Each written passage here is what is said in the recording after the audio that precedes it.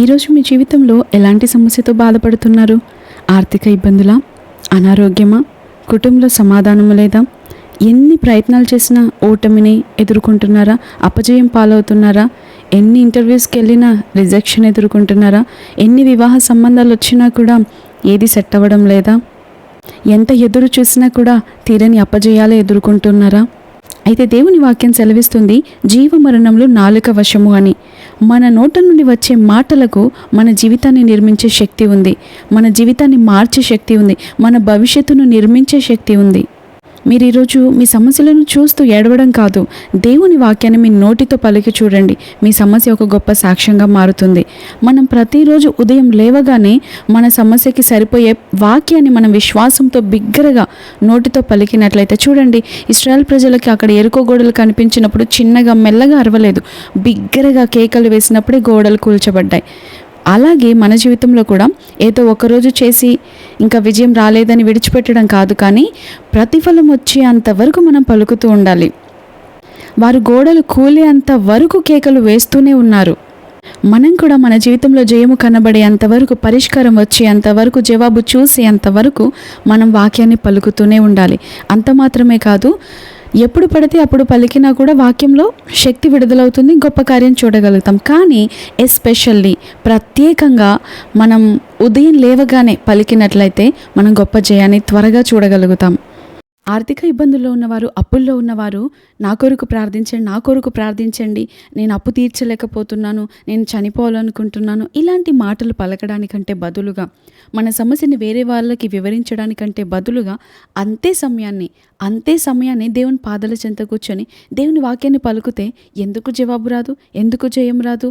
ఊహించని రీతిలో మనం జయాన్ని పొందగలుగుతాం. మరి ఏ వాక్యాన్ని పలకాలి?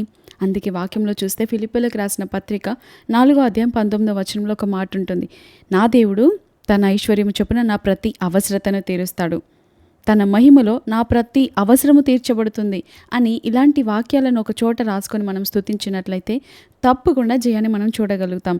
మరి భయముతో, ఆందోళనతో, డిప్రెషన్తో, ఒత్తిడితో ఉన్నవారు ఏ వాక్యాన్ని పలకాలి? మన జీవితంలో చాలాసార్లు భయాన్ని ఎదుర్కొంటాం, గందరగోళ పరిస్థితులను ఎదుర్కొంటాం, వాటిని చూసి మనం భయపడుతూ ఉంటాం.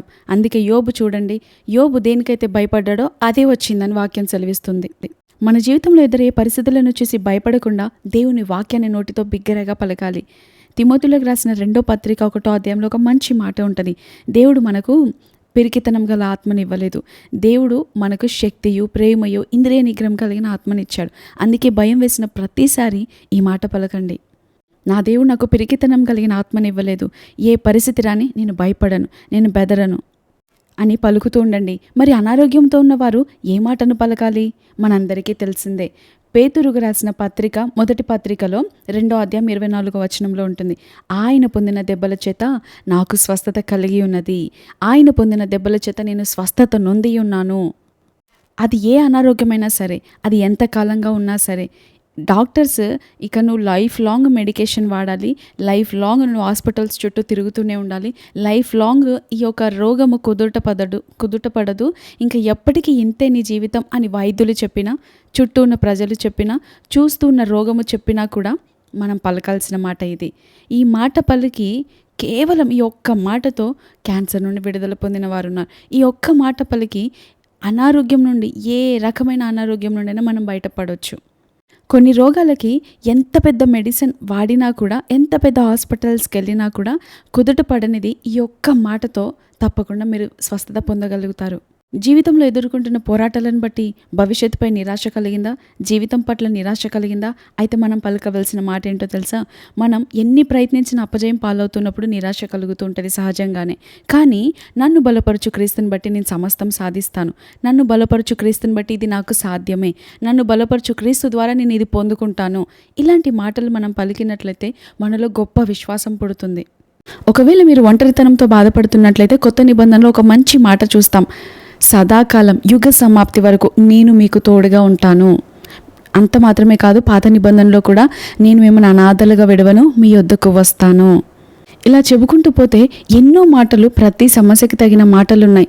మనకు ఏ సమస్య రానయ్యుందో కూడా దానికి పరిష్కారం ఎలా పొందుకోవాలో కూడా వాక్యంలో ఆల్రెడీ రాయబడి ఉంది. అయితే ఇలాంటి మాటలు రోజు పలకడం వల్ల అసలు ఏం జరుగుతుంది? మనం మాట్లాడుకునే మాటల్లాగా కాదివి. ఈ మాటల్లో శక్తి ఉంది, ఈ మాటల్లో జీవం ఉంది. ఈ మాటలు మన భవిష్యత్తును సృష్టించే మాటలు, మన జీవితాన్ని మార్చే మాటలు ఇవి. ప్రతిరోజు మనం ఈ మాటలు పలుకుతున్నప్పుడు స్పిరిచువల్ రెలంలో ఎన్నో గొప్ప కార్యాలు జరుగుతూ ఉంటాయి. మొదటగా చెప్పాలి అంటే మనం ఇలాంటి వాక్యాలను పలుకుతున్నప్పుడు మన విశ్వాసం ముందుగా పురిగొల్పబడుతుంది, మన విశ్వాసం పెరుగుతుంది. ఎలా అంటే మనం నోటితో పలుకుతున్నప్పుడు ముందుగా మన చెవులోనికి వెళుతుంది. ఆ వినుట వలన విశ్వాసం కలుగుతుందని మనం చదువుతాం కదా. అలా మనం ప్రతిరోజు దేవుని వాక్యాన్ని పలుకుతూ ఉండడం వలన మనకు విశ్వాసం పెరుగుతుంది, మనకు ధైర్యం కలుగుతుంది. అంత మాత్రమే కాదు, మనం మాట్లాడే ప్రతి మాట దేవుని గ్రంథంలో రాయబడుతుంది. మనం మాట్లాడే ప్రతి మాట దేవదూతలు రికార్డ్ చేస్తున్నారు, రాస్తూ ఉన్నారు. మనం దేవుని మాటలు పలికినప్పుడు వారు వెంటనే రంగంలోనికి దిగి వెంటనే కార్యాలు జరిగించడం ప్రారంభిస్తారు. మనం వాక్యం ఈ రీతిగా పలుకుతున్నప్పుడు మూయబడిన ద్వారాలు కూడా తెరవబడతాయి. మనందరికీ తెలుసు, వాక్యంలో చూస్తాం, మన కొరకు దేవుడు దూతలను నియమించాడు అని. వారేం చేస్తారు అంటే మనం చేసే ప్రతిదీ రికార్డ్ చేస్తారు. మనం మాట్లాడేదేంటి, చేసేదేంటి, క్రియలేంటి, పనులేంటి, తలంపులేంటి, అన్నిటినీ రికార్డ్ చేస్తారు. అయితే ఎప్పుడు పని స్టార్ట్ చేస్తారో తెలుసా? దేవుని వాక్యం పలికినప్పుడు మాత్రమే వారు కార్యాన్ని ప్రారంభిస్తారు. మనం మాట్లాడే ప్రతి మాటకు వారు ఒబే చూపరు. మనం మాట్లాడే ప్రతి మాటను వారు నెరవేర్చరు. కేవలము మన నోటి నుండి దేవుని వాక్యం వచ్చినప్పుడు మాత్రమే దానిని వారు జరిగిస్తారు, వెంటనే కార్యాన్ని ప్రారంభిస్తారు. ఈరోజు దేవుడు మీ కొరకు నిర్ణయించిన దూతలు మీ నిమిత్తం పనిచేస్తున్నారా? ఒకవేళ లేదు అన్నట్లయితే దేవుని వాక్యాన్ని పలకడం ప్రారంభించండి. ప్రతిరోజు మనం ఈ రీతిగా వాక్యాన్ని పలుకుతున్నప్పుడు సాతాను కూడా పారిపోతాడు. ఎందుకంటే వాక్యం సెలవిస్తుంది, దేవుని వాక్యము ఆత్మ ఖడ్గము. మనం ఈ ఖడ్గాన్ని ఉపయోగించి సాతాన్ని తరిమి కొట్టొచ్చు. యేసయ్య దగ్గరికి సాతాను వచ్చి శోధిస్తున్నప్పుడు కేవలం వాక్యంతో జయించాడు. ఈరోజు మన జీవితంలోనికి వచ్చే ఏ సమస్య అయినా, ఏ పోరాటమైనా వాక్యంతో జయించగలుగుతాము. ఒకవేళ మనం ఎదుర్కొంటున్న సమస్యలో మనం స్తుతించాలి అన్నా కూడా వాక్యం తెలిస్తేనే మనం స్తుతించగలుగుతాం. దేవా, ఇదిగో ఈ సమస్యలో నువ్వు ఈ వాక్యం సెలవిచ్చావు, ఈ వాగ్దానం ఇచ్చావు, దీన్ని బట్టి నీకు స్తోత్రమయ్యా, దీనిని నెరవేర్చే దేవుడు నీవయ్యా, నీకు స్తోత్రమయ్యా అని మనం చెప్పగలుగుతాం. అదే వాక్యం తెలియకపోతే ఎలా? వాక్యం తెలియనంత కాలము అపవాది ఎక్కడికి పారిపోడు, సమస్య ఎక్కడికి పారిపోదు. వాక్యం తెలియనంత కాలము అపవాది మనల్ని బాధ పెడుతూనే ఉంటాడు, బంధిస్తూనే ఉంటాడు, శోధిస్తూనే ఉంటాడు, దుఃఖ పెడుతూనే ఉంటాడు, కృంగజేస్తూనే ఉంటాడు, నలగొడుతూనే ఉంటాడు. వాక్యం ఎవరికైతే తెలుసో అక్కడ అపవాది ఉండడు, అపవాదికి అక్కడ అధికారం ఉండదు, అపవాదికి అక్కడ అవకాశం ఉండదు. అందుకే మనం వాక్యాన్ని ఎక్కువగా చదవాలి, ఎక్కువగా ధ్యానించాలి, గుర్తుపెట్టుకోవాలి, నెమరు వేసుకోవాలి. కానీ మనమైతే సమస్య రాగానే దీని నుండి బయటపడాలి, దీనిని జయించాలి, దీనిలో విజయం కలగాలి అని మనం ఆశపడుతూ ఉంటాం. వాక్యం తెలియకపోతే మనం ఏమీ చేయలేము. మన ప్రతి సమస్య సాక్ష్యంగా మార్చబడాలి అంటే చూడండి, ఈ లోకంలో పరీక్షలు జరుగుతున్నాయి కదా. ఆ పరీక్షలో ఎవరైతే రాస్తారో వారికి మాత్రమే మార్క్స్ వస్తాయి, వారు మాత్రమే మరో క్లాస్కి ప్రమోట్ అవ్వగలుగుతారు. రాయని వారు మార్కులు రావు, సర్టిఫికేట్ రాదు, మరో క్లాస్కి ప్రమోట్ అవ్వరు. మన జీవితంలో కూడా అంతే. ఎవరైతే సమస్యల వైపు చూస్తూ మాట్లాడితే ఆ సమస్య పెద్దదవుతుంది, సమస్యల వైపు చూస్తూ దేవుని వాక్యాన్ని పలుకుతారో ఆ సమస్య సమాధి చేయబడుతుంది, సాక్ష్యాన్ని పొందుకోగలుగుతారు. ఎగ్జామ్ బాగా రాయాలి అంటే ఎగ్జామ్కి ముందు ప్రిపరేషన్ అవసరం. ఎగ్జామ్లో మార్క్స్ మంచిగా రావాలి అంటే ఎగ్జామ్లో బాగా రాయడం ముఖ్యం. మన జీవితంలో కూడా అంతే. సమస్య రాకముందే మన ప్రిపరేషన్ ఏంటి అంటే వాక్యాన్ని బాగా చదవాలి. సమస్య వచ్చినప్పుడు గొప్ప సాక్ష్యాన్ని మనం పొందుకోవాలి అంటే సమస్యలో దేవుని వాక్యాన్ని మనం పలకాలి. చూడండి, బైబిల్లో యోబు భక్తుడు ఎంత గొప్ప విపత్తును ఎదుర్కొన్నాడు కదా, ఎంత గొప్ప శ్రమల కాలం గుండా వెళ్ళాడు. కానీ ఒక్క మాట కూడా దేవునికి విరుద్ధంగా మాట్లాడినట్లు అసలు లేనేలేదు. ఎందుకు దేవా ఇలా చేశావు అనే మాట కూడా రాలేదు ఆయన నోట నుండి. యెహోవా ఇచ్చని యెహోవా తీసుకొనెను, ఆయన నామమునకే మహిమ కలుగును కాక అంటూ ఆ స్థితిలో కూడా దేవుని స్తుతిస్తున్నాడు. ఉదయంనే అన్నీ బాగున్నప్పుడు స్తుతించాడు, ఉదయాన్నే అన్నీ బాగున్నప్పుడు ఉదయాన్నే లేచాడు. ఏమి బాగోలేనప్పుడు కూడా ఉదయమే లేచాడు, ఏమి బాగోలేనప్పుడు కూడా ఉదయం లేచి దేవుని స్తుతించాడు. ఈరోజు మనమైతే అన్నీ బాగున్నప్పుడు ఉదయం లేవము, ఏమి బాగోలేనప్పుడు కూడా ఉదయం లేవము. అన్నీ బాగున్నప్పుడు దేవుని స్తుతించము, ఏమీ బాగోలేనప్పుడు మాత్రం విజయం కావాలి, సాధించాలి, ఇది పొందుకోవాలి, అది జరగాలని ఆశపడతాం. కనీసం అప్పుడు కూడా ఉదయం లేవము, అప్పుడు కూడా దేవుని స్తుతించం, అప్పుడు కూడా దేవుని వాక్యాన్ని పలకం, అప్పుడు కూడా దేవునికి సమీపంగా జీవించాం. మరి ఎలా సాధ్యమవుతుంది? యోబు అన్నీ కోల్పోయినా కూడా దేవుని యందు విశ్వాసం కోల్పోలేదు, కాబట్టే దేవుడు గొప్పగా హెచ్చించాడు. మనలో విశ్వాసము దేవుని వాక్యం ద్వారా వస్తుంది. దేవునిపైన విశ్వాసం ఉన్నట్లయితే దేవుని వాక్యాన్ని మనం పలుకుతాం. ఈ రెండు ఒకదానితో ఒకటి పెనవేసుకుని ఉన్నాయి. కేవలము వాక్యాన్ని పలికే గొప్ప గొప్ప అద్భుతమైన కార్యాలు పొందుకున్న వారు ఎందరో ఉన్నారు. దేవుని వాగ్దానాలను పలికి క్యాన్సర్ నుండి విడుదల పొందిన వారున్నారు, అప్పుల నుండి విడుదల పొందిన వారున్నారు, బంధకాల నుండి విడుదల పొందిన వారున్నారు. ఇక ఇది అవ్వదు, ఇది జరగదు, ఇది పొందుకోలేను, ఇక ఇది సాధించలేను, ఇది ఇంకా ఓటమి పాలు, నా జీవితం ఇంతే, నా బ్రతుకింతే, నా భవిష్యత్ ఇంతే అని అనుకున్న వారు కూడా గొప్ప గొప్ప సాక్షులుగా నిలబడ్డారు కేవలం దేవుని వాక్యాన్ని పలికి. ఈరోజు మీరు సమృద్ధిలోనికి నడిపించబడాలని ఆశపడుతున్నారా? మీ ప్రతి సమస్య అది ఏదైనా సరే సాక్ష్యంగా మార్చబడాలని ఆశపడుతున్నారా? అయితే దేవుని వాక్యాన్ని పలకండి. దేవుని వాక్యాన్ని ఎత్తిపట్టి ఆయనను స్తుతించండి.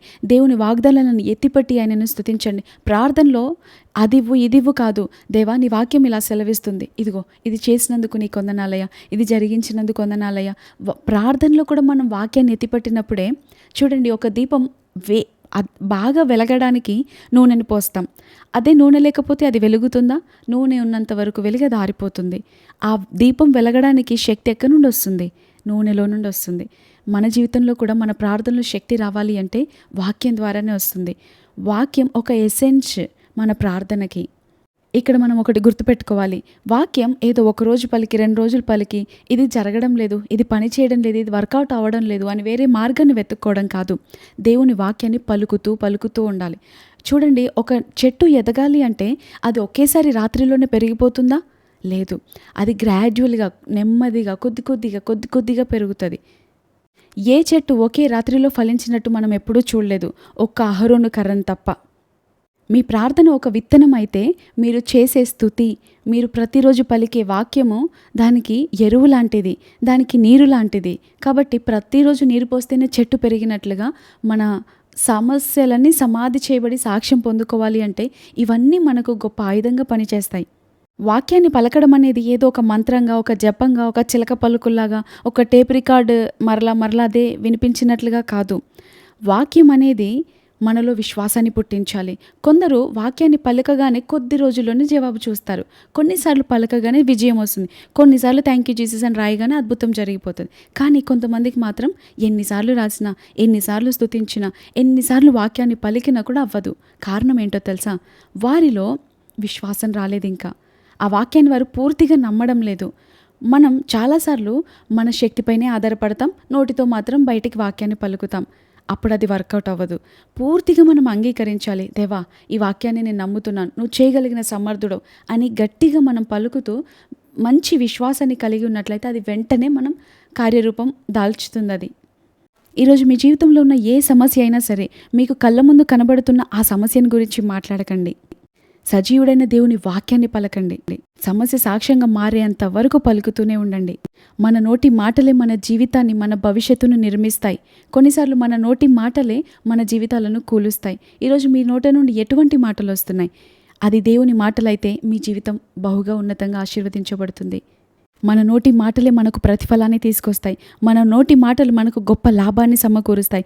మన నోటి మాటలే మనకు గొప్ప జయాన్ని ఇస్తాయి, మనకు ఆదరణనిస్తాయి, సమకూర్పునిస్తాయి, బలాన్నిస్తాయి, ధైర్యాన్నిస్తాయి, విశ్వాసాన్ని పురుగొల్పుతుంది. కాబట్టి ఎందుకు ఆలస్యం? ఇంతవరకు మీరు పలకలేదేమో, ఇంతవరకు సమస్యల గురించి పలికి విసిగిపోయిన స్థితిలో ఉన్నారేమో. ఇది మొదలుకొని దేవుని వాక్యాన్ని పలకడం ప్రారంభించండి. మీ ప్రతి సమస్య సాక్ష్యంగా మార్చబడునుగాక. ఆమేన్.